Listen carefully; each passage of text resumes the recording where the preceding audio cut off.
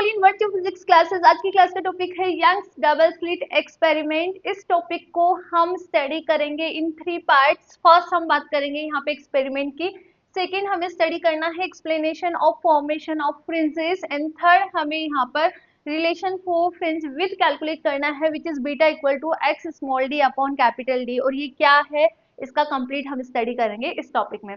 इसको स्टार्ट करने से पहले एक बार लास्ट लेक्चर को जल्दी से रिकॉल कर लेते हैं। लास्ट लेक्चर में हम बात कर रहे थे अबाउट द वेव फ्रंट्स। क्या होते हैं वेव फ्रंट्स? जब वेव को हम सामने से अपनी ओर आते हुए देखते हैं तो वो किस शेप का दिखाई देता है, उसे ही हम वेव फ्रंट बोलते हैं। और हमने वहां पर देखा कि किस तरह से पॉइंट सोर्स से स्पैरिकल वेव फ्रंट बनता है, लीनियर सोर्स से हमें cylindrical wave front find out होते हैं। और इसके साथ साथ हमने हाइजेन प्रिंसिपल के बारे में भी बात करी थी कि सेकेंडरी वेवलेट्स के लिए जो आपका वेव फ्रंट है उसका हर एक पॉइंट प्राइमरी सोर्स की तरह काम करता है। और उसी फंडा को हमें यहाँ पर या फिर उसी रूल को हमें यहाँ पर अप्लाई करना है। तो आई रिक्वेस्ट यू कि पहले आप इससे प्रीवियस वाले टॉपिक का स्टडी करें, उसके बाद इस टॉपिक पर स्विच हो, ठीक है।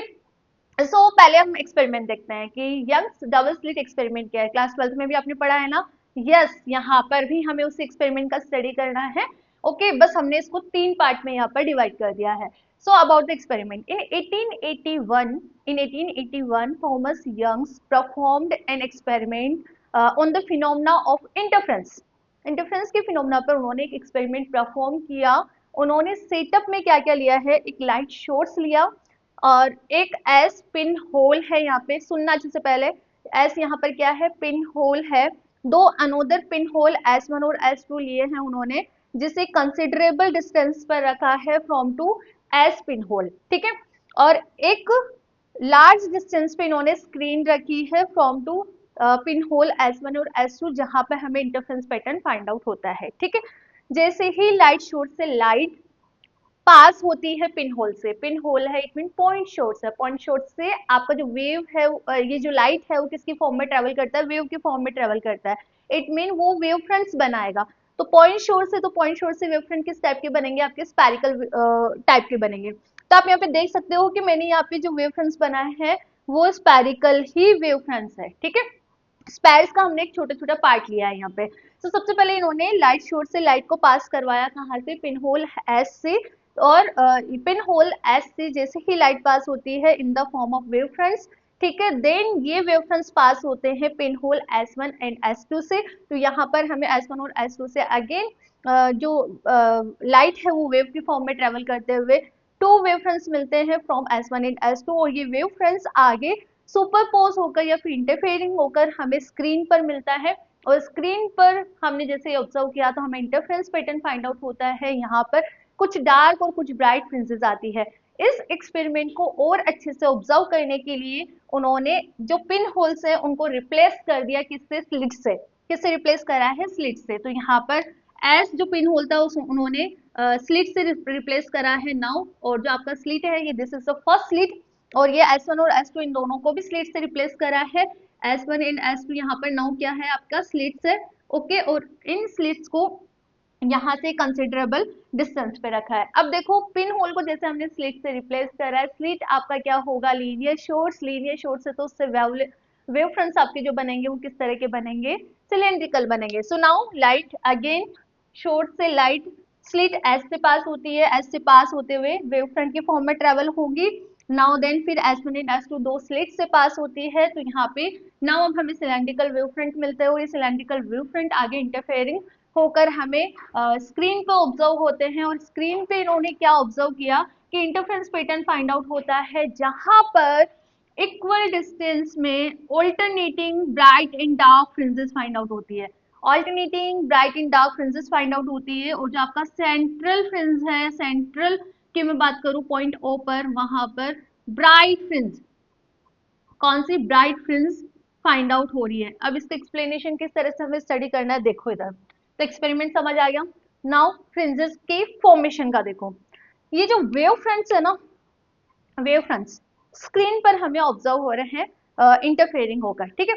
यदि इनमें वेव फ्रंट्स के फेज सेम है, जिस जिस पॉइंट पर वेव फ्रंट ये जो S1 और S2 से हमें वेव फ्रंट्स मिल रहे हैं ना, स्क्रीन पर हमें इन वेव फ्रंट्स की जहां जहां पर फेज सेम मिल रहे हैं, मैं क्या बोल रही हूँ, स्क्रीन पर S1 और S2 के जो वेव फ्रंट्स है, वेव फ्रंट्स है, सुनना अच्छे से, वेव फ्रंट्स है, यदि जिस जिस पॉइंट पर ये सेम फेज में है, जिस जिस पॉइंट पर ये क्या है, सेम फेज में है, वहां पर आपको ब्राइट फ्रिंजेस मिलती है। क्या मिलती है, ब्राइट फ्रिंजेस मिलती है, जिस जिस पॉइंट पे ये वेव फ्रंट्स सेम फेज में रहेंगे। ठीक है, एक कंडीशन तो ये हो गई। सेकेंड, वेव फ्रंट्स जिस जिस पॉइंट पर आपको अपोजिट फेज में मिलेंगे, कहाँ, स्क्रीन पर अपोजिट फेज में मिलेंगे, तो वहां पर इंटेंसिटी क्या होगी, सबसे कम। इंटेंसिटी सबसे कम मतलब वहां पर आपको डार्क फ्रिंजेस मिलेगी। क्या मिलेगी, डार्क फ्रिंजेस मिलेगी। बात समझ आई, ठीक है। नेक्स्ट हमने बोला कि सेंटर पे हमें ब्राइट फ्रिंज मिलती है, क्यों मिलती है, बिकॉज S1 और S2 को जैसे हमने स्लिट से रिप्लेस करा था ना, तो they are behave like coherent light source.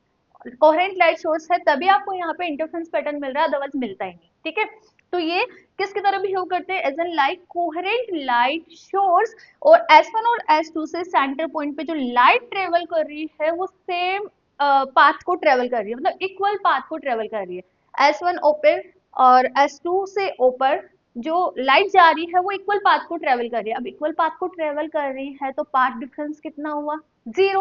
और जहां पाथ डिफरेंस जीरो होता है वहां पर इंटेंसिटी इज मैक्सिमम, इंटेंसिटी वहां मैक्सिमम है। इट मीन आप क्या बोलोगे कि वहां पे आपको ब्राइट फ्रिंज मिलेगी। क्या मिलेगी, ब्राइट फ्रिंज मिलेगी। तो कॉन्सेप्ट ऑफ फ्रिंजेस समझ आया कि जहां पर वेव फ्रंट्स सेम फेज में मिलते हैं वहां पे इंटेंसिटी मैक्सिमम होती है, वहां पे आपको ब्राइट फ्रिंज मिलेगी। और जहां पे ये वेव फ्रंट्स जिस पॉइंट पर वेव फ्रंट्स अपोजिट फेज में मिल रहे हैं intensity will be minimum, that's why वहां पे हमें डार्क फ्रिंजेस फाइंड आउट होती है। एट द सेंटर हमें ब्राइट फ्रिंज फाइंड आउट होती है, बिकॉज जो लाइट है वो S1 और S2 से पॉइंट O पर सेम इक्वल पाथ को ट्रेवल कर रहा है, इक्वल पाथ को ट्रेवल कर रहा है तो path difference will B zero.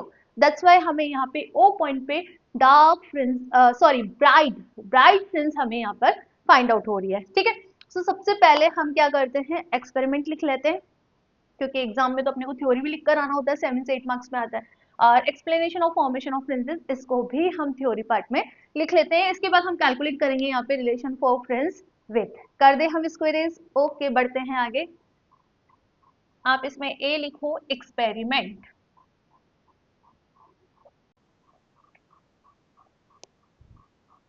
Diagram side में बना दूं मैं, छोटा सा बना रही हूँ, ऐसे तो समझ आएगा आपको डायग्राम। यहाँ पे एस लाइट सोर्स, एस अपने क्या लिया है, सोर्स लिया है, सोर्स लिया है। और ये आपका स्लिट, एस स्लिट, और ये आपका डबल स्लिट। ठीक है, ये आपका S1 और S2, ये आपका हो गया डबल स्लिट। और इससे हमने लार्ज डिस्टेंस पे, लार्ज डिस्टेंस में कैपिटल डी रिप्रेजेंट कर रहा हूँ, उस पर मैंने क्या लिया है, एक स्क्रीन लिया है। क्या लिया है, स्क्रीन लिया है। और इसका S1 और S2 से सेंटर पॉइंट है, इस पे हमें ओ डिफाइन कर रही हूँ। ठीक है, और यहाँ पे फ्रिंजेस आप बनाना चाहो तो बना दो, नहीं बनाना चाहो तो भी कोई दिक्कत नहीं है, बट ये ध्यान रखना इक्वल डिस्टेंस पे, इक्वल डिस्टेंस पे alternating bright and dark fringes मिलती है, alternating bright and dark fringes मिलती है। ओके, सो जैसे ही स्लिट से निकलेगा आपको यहाँ पे लाइट ट्रेवल होगा in the form of wave front. इस तरह से लाइट वेव्स के फॉर्म में ट्रेवल करती है। आप भी डायग्राम बनाना, ठीक है, इस तरह से आपका लाइट ट्रेवल कर रहा है। और हमें एट द एंड यहाँ पर स्क्रीन पर इंटरफेरेंस पैटर्न मिल जाता है, पैटर्न फाइंड आउट होता है। तो ये बनाओ डायग्राम, और इसका थ्योरी पार्ट भी देखो। नाउ थ्योरी पार्ट देखो। Thomas young in 1801 demonstrated the phenomena of interference of a light, and light was the first allowed to pass through pinhole S, then through to the pinholes S1 and S2, which are placed at considerable distance away from S. Finally, the light was received on a screen, जो हम screen लेकर चल रहे थे। Okay, so the two set of spherical wave emerging from S1 and S2 interfered with each other, and a few colored fringes of varying intensity were seen on the screen.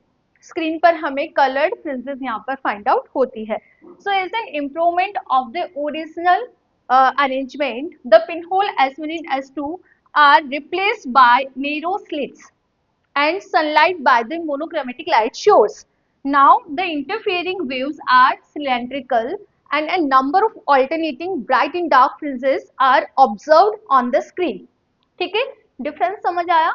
Pin holes लिया था तब हमारे पास spherical wave थे, but जैसे हमने pin holes को replace कर दिया बाय द स्लीट, हमारे पास जो वेव फ्रंट है वो किस टाइप के, सिलेंड्रिकल वेव टाइप के हैं.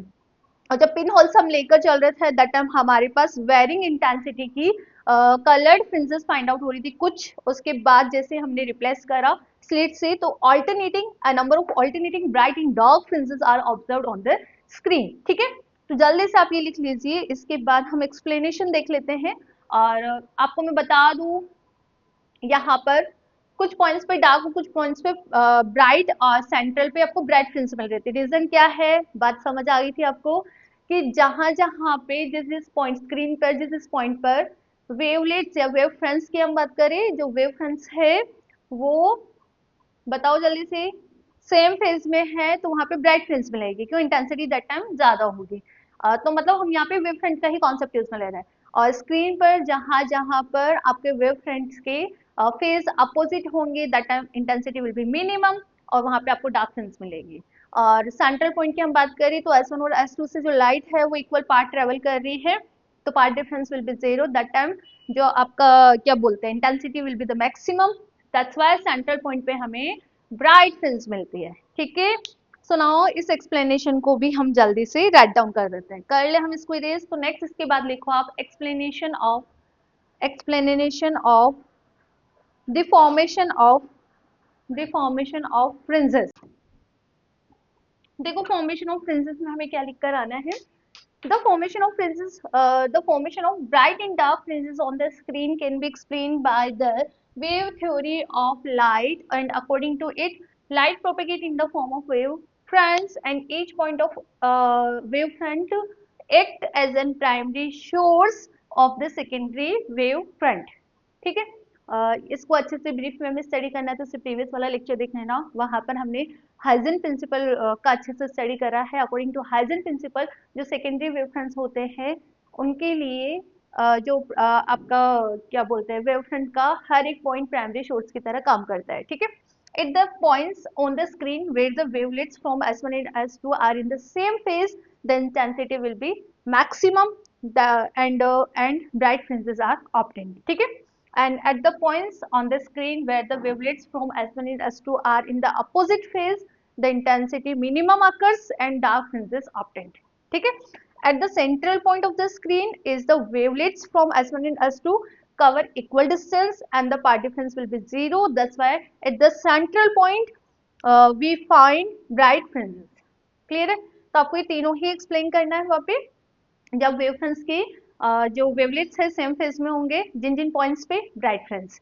ठीक है, S1 S2 से जो वेवलेट्स ट्रेवल कर रहे हैं स्क्रीन पर जिस पॉइंट पर अपोजिट फेज में होंगे डार्क फ्रिंज, सेंट्रल पॉइंट पे ब्राइट, बिकॉज S1 और S2 से जो वेव ट्रेवल कर रही है वो इक्वल पाथ को ट्रेवल कर रही है. ठीक है, तो ये लिख लो. इसके बाद हम जो रिलेशन है वो फ्रिंज विड्थ का वो भी निकाल. देखो इधर रिलेशन फॉर फ्रिंज विड्थ, और इस यूनिट का अपना लास्ट टॉपिक है ना. ये कमेंट करके बता देना कोई टॉपिक इसका रह रहा हो सिलेबस के अंदर. एक्चुअल में क्या मेरे पास बुक नहीं है अभी, फिर भी आप एक बार देखकर बता देना मुझे सिलेबस पे कि कोई टॉपिक छूट तो नहीं गया है इस यूनिट में अपना. देखो इधर relation for fringe width, relation for fringe width. पहले तो आप मुझे बताओ फ्रिंज विड्थ क्या होता है. बीटा से रिप्रेजेंट करते हो, ठीक है, ये तो पता है मेरे को भी, बीटा से रिप्रेजेंट करते हो. बताओ डेफिनेशन क्या होती है. डेफिनेशन किस तरह से डिफाइन करते हो आप, टू सक्सेसिव ब्राइट फ्रिंजेस के बीच की डिस्टेंस या फिर टू डार्क फ्रिंजेस के बीच की डिस्टेंस, उसे हम फ्रिंज विड्थ से रिप्रेजेंट करते हैं. ठीक है, तो बेसिकली जो हम स्लिट S1 और S2 लेकर चल रहे थे हम उनको यहाँ पे कंसिडर कर लेते हैं टू कोहेरेंट शॉर्ट्स. किस तरह से रिप्रेजेंट कर रही हूँ मैं यहाँ पे, टू कोहेरेंट शॉर्ट्स रिप्रेजेंट कर रही हूँ. दोनों की जो डिस्टेंस है बीच की वो d है, इसका सेंट्रल पार्ट मैंने o डिफाइन कर दिया है। यहाँ से कैपिटल D डिस्टेंस में मैं स्क्रीन लेकर चल रही हूँ जहाँ पे मुझे इंटरफेरेंस पैटर्न फाइंड आउट होता है। ओके, और this is the centre point जिसे मैं O से रिप्रेजेंट कर रही हूँ, उसको ओपन करो, ठीक है। और इस पॉइंट पे मुझे ब्राइट फ्रिंज फाइंड आउट होती है। नाउ द टारगेट इज कि मुझे दो ब्राइट फ्रिंजेस के बीच का डिस्टेंस पता लगाना है, दो डार्क फ्रिंजेस के बीच का डिस्टेंस पता लगाना है। सो इसके लिए हम क्या करें, हमने यहाँ पर देखो ये तो आपका कितना डिस्टेंस हो गया, कैपिटल डी डिस्टेंस हो गया यहाँ पर, तो मैं इसको बोल सकती हूँ बेटा d/2 and this is also d/2, कोई दिक्कत नहीं है, ठीक है। तो इसको कैलकुलेट करने के लिए हम स्क्रीन पर ही एक पॉइंट ले लेते हैं P, जो ऑरिजिन से मतलब पॉइंट O से x डिस्टेंस पे है, कितना x डिस्टेंस पे है, ठीक है। अब लाइट की इंटेंसिटी हमें इस पॉइंट पर फाइंड आउट करनी है, तो क्या करें, S1 सोर्स से लाइट को हम इंसिडेंट कर देते हैं इस पॉइंट P पर, चली गई। नाउ S2 सोर्स से भी S2 S1 S2 क्या बेटा स्लेट ही है, बस हम इसको यहाँ पे क्या कंसीडर करके चल रहे हैं, कोहेरेंट सोर्सेस कंसीडर करके चल रहे हैं स्लिट्स को, ठीक है। तो इस तरह से स्क्रीन पर पॉइंट P हमने कंसीडर कर लिया जहाँ पे मुझे इंटेंसिटी ऑफ लाइट देखनी है जो कि ऑरिजिन से x डिस्टेंस पे सिचुएटेड है। S1 और S2 से लाइट नाउ कहाँ इंसिडेंट हो रही है, पॉइंट P पर इंसिडेंट हो रही है। सो हाउ वी स्टडी, बहुत बेसिक कॉन्सेप्ट हम यहाँ पे अप्लाई करते हैं which is the path difference. दोनों रेस की मैं बात करूं तो क्या सेम पाथ ट्रेवल कर रही है, नहीं। S1 से जो पाथ है रे का वो ये है, और S2 से जो पाथ है वो रे का ये है, तो S2 ज्यादा पाथ ट्रेवल कर रही है। So now here we calculate the path difference which is S2P minus S1P। बताओ कोई डाउट नहीं है, ठीक है। और वही अगेन कंस्ट्रक्टिव डिस्ट्रक्टिव इंटरफेरेंस का हम यहाँ पे कंडीशन लगा देंगे। For the constructive interference condition क्या होती है, the path difference will be N lambda. और यदि हम डिस्ट्रक्टिव इंटरफेरेंस की बात करें तो वहाँ पे पार्ट डिफरेंस क्या होता है, 2n+1 लैम्डा/2, ठीक है। तो उसके लिए सबसे पहले हमें पार्ट डिफरेंस को कैलकुलेट करना पड़ेगा ना, उसके बाद ही आप रख पाओगे। सो पार्ट डिफरेंस कैलकुलेट करने के लिए भी मुझे अभी तो ये नहीं पता what is S2P and what is S1P। सो आपका टारगेट क्या रहेगा, पहले मुझे S1P कैलकुलेट करना है, ये क्या है, फिर S2P मुझे कैलकुलेट करना है कि ये क्या है। तो करें calculate, okay. So first of all मैं यहाँ पे कैलकुलेट कर रही हूँ S1P को हम कैसे कैलकुलेट कर रहे हैं, फॉर दिस यहाँ पे बेटा मैं पॉइंट दे देती हूँ A और यहाँ पे मैं पॉइंट दे देती हूँ B, ठीक है। इधर देखो, अब for this we use triangle, S1P मुझे कैलकुलेट करना है, द फर्स्ट टारगेट इज, ठीक है। For this we use triangle S1P और A, clear. By the Pythagoras theorem हम बोल सकते हैं S1P का होल स्क्वायर किसके बराबर होगा, बेस का square which is S1A plus plus normal this is PA का स्क्वायर। बताओ कोई डाउट नहीं है। और इससे यहाँ तक कि हम डिस्टेंस कैपिटल D, कोई दिक्कत है क्या, नहीं है ना, ठीक है। तो S1P का होल स्क्वायर किसके बराबर होगा, S1A, दिस इज D, तो ये भी आपका क्या होगा, कैपिटल डी, तो this is capital D square plus P A. अब देखो ये टोटल डिस्टेंस आपका x है और ये d/2 है, ठीक है। तो मैं यहाँ से x माइनस d/2 लिख सकती हूँ क्या, बताओ जल्दी से, पी ए लिख सकते हो ना x माइनस d/2।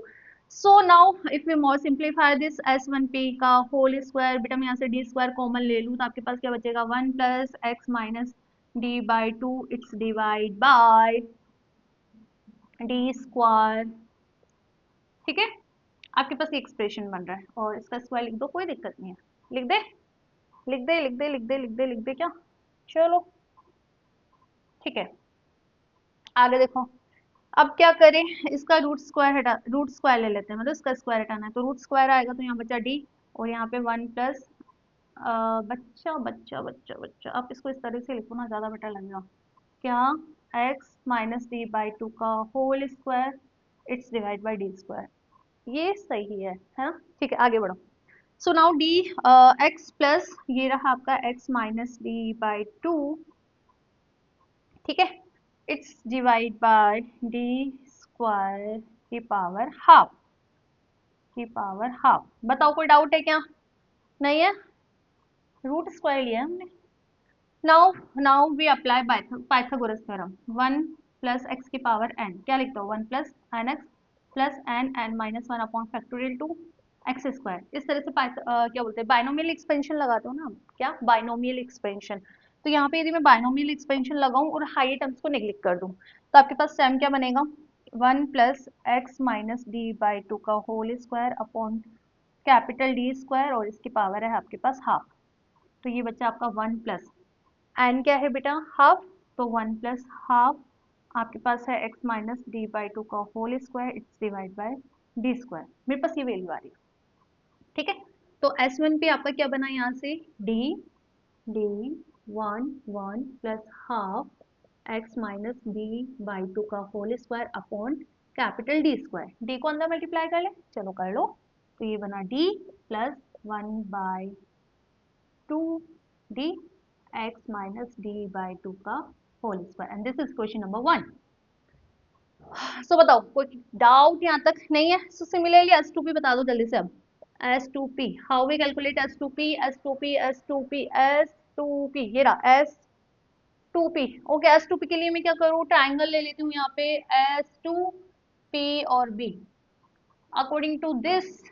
नीचे का दिखाई नहीं देगा, एक मिनट ऊपर का रेस कर देती हूँ मैं। अकॉर्डिंग टू दिस आपके पास आ रहा है S2P का होल स्क्वायर इक्वल टू, आप क्या बोलोगे, S2P का whole square equal to S2B का होल स्क्वायर प्लस PB का होल स्क्वायर। तो S2B का आपका D2 स्क्वायर ही हो गया, D2 ही हो गया ना, मतलब डी स्क्वायर हो गया ना। ये डी है तो ये भी डी है और ये भी डी है। Okay, what is P B, यहाँ तक कि मुझे डिस्टेंस पता है, एक्स एक्स में मैं डी बाई टू एड कर दूं, तो आप क्या बोलोगे, X plus D by two का whole square, and this is S2P का स्क्वायर। ठीक है, अगेन S2P का होल स्क्वायर, मैं यहाँ से डी स्क्वायर कॉमन ले रही हूँ, remaining term is 1 plus X plus D by to square divide by capital D square.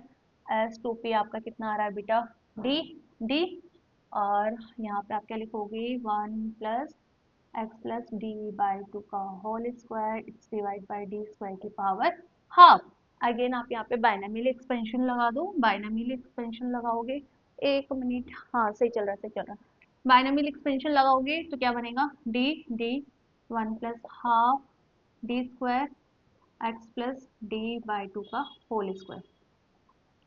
ठीक है, ये आपका एक्सप्रेशन बना। हाई टर्म्स को नेग्लेक्ट कर दो, तो अंदर हम मल्टीप्लाई कर दे तो D plus 1/2 D X plus D by two का होल स्क्वायर।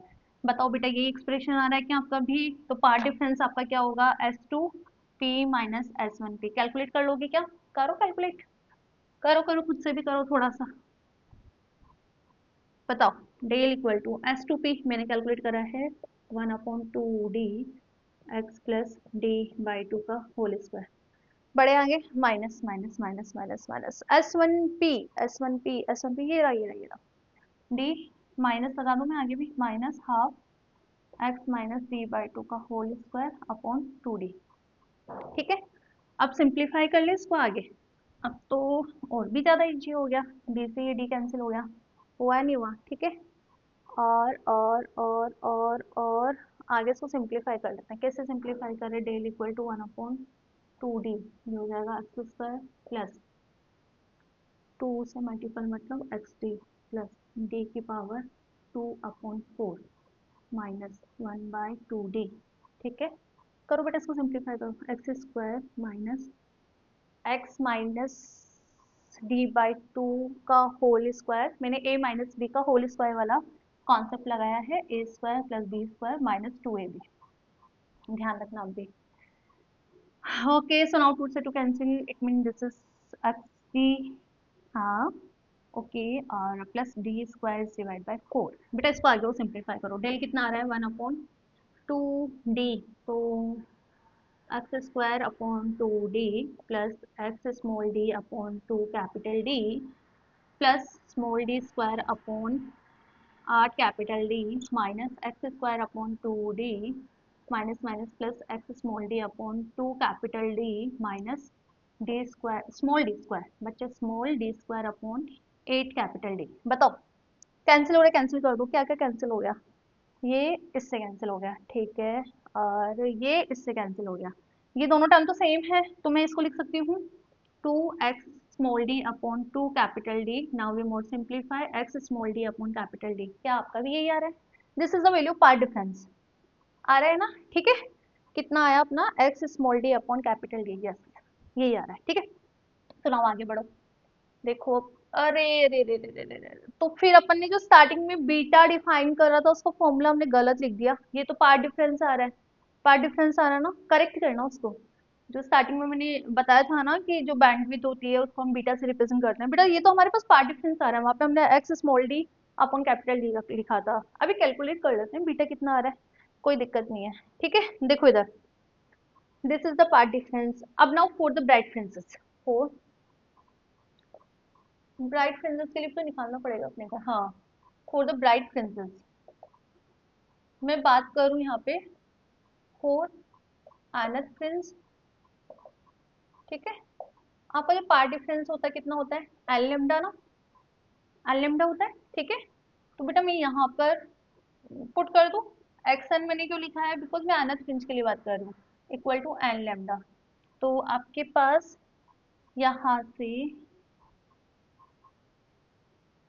पार्ट डिफरेंस ये आ रहा है, ठीक है, for the bright fringes.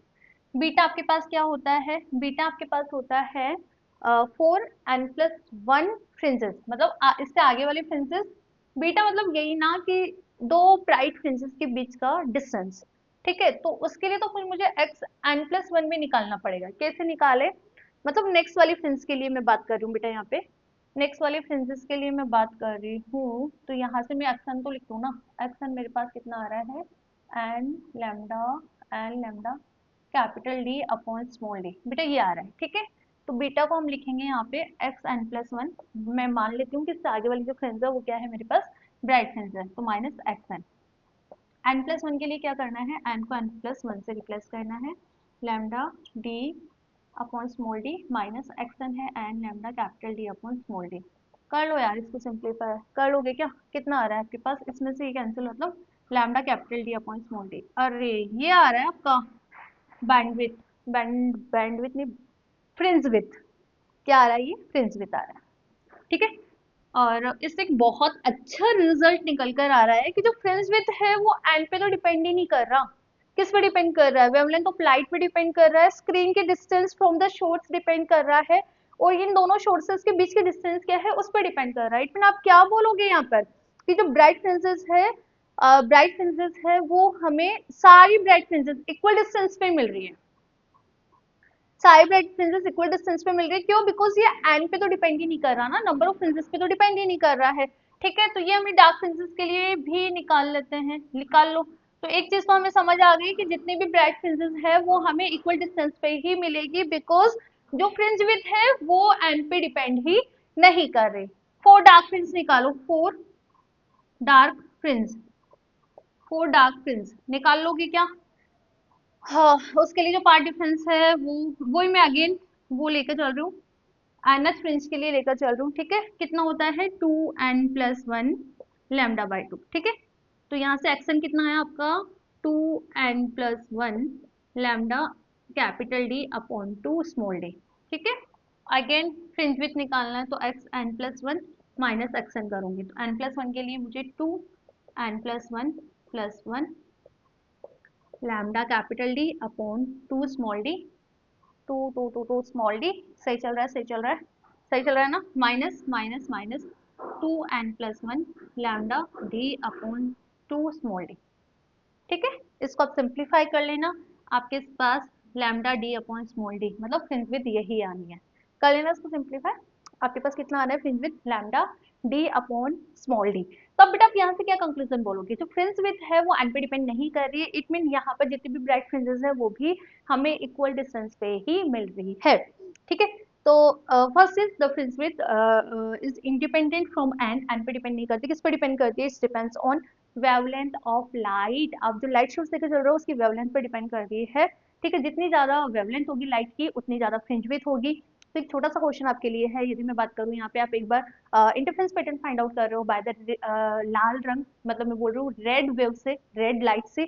Second is यहाँ पे सेम इंटरफेरेंस पैटर्न हम फाइंड आउट कर रहे हैं वॉयलेट लाइट से, तो क्या डिफरेंस आएगा कमेंट करके जरूर बताना, ठीक है। And second is fringe width ज्यादा होगा यदि स्क्रीन का सोर्सेज से डिस्टेंस ज्यादा होगा। स्मॉल डी क्या है यहाँ पर, this is the distance between sources. ये जितनी कम होगी फ्रिंज विड्थ उतनी ही ज्यादा होगी। इट मीन आपको सोर्सेज जो एस वन एस टू हम कॉरेंट सोर्स लेके चल रहे थे, it mean slits, according to this experiment slits है, ठीक है। तो इन दोनों स्लिट्स को हमें पास में रखना है। जितना ज्यादा हम इसको पास में रखेंगे हमारे पास फ्रिंज विड्थ की वैल्यू उतनी ही ज्यादा आएगी, क्योंकि ये इनवर्सली प्रोपोर्शनल है। तो इस तरह से यंग स्लिट डबल एक्सपेरिमेंट में हमने एक्सपेरिमेंट का स्टडी कर लिया, किस तरह से फ्रिंजेस का फॉर्मेशन होता है, और इसके साथ साथ फ्रिंज विड्थ का फॉर्मूला भी हमने डेराइव कर लिया।